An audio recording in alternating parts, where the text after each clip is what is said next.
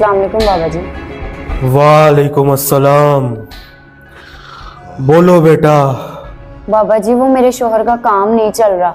वो हर रोज जाते हैं काम पे लेकिन उसको काम नहीं मिलता। बाबा जी उसका बड़ा भाई है ना, उसका दिन ब दिन काम चले जा रहा है। मुझे तो लगता है उसने कोई जादू करवाया और मैं चाहती हूँ कि आप ना उसको जरूर कोई तकलीफ दें ताकि उसका काम बिल्कुल बंद हो जाए। ठीक है बेटा, तुम्हारा काम हो जाएगा, लेकिन इस काम के थोड़े से पैसे लगेंगे। तो बाबा जी कितने पैसे लगेंगे? पूरे 5,000 रुपए। क्या बाबा जी 5,000?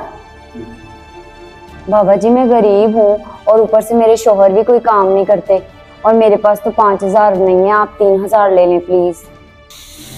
ठीक है बेटा, तुम्हारा काम हो जाएगा।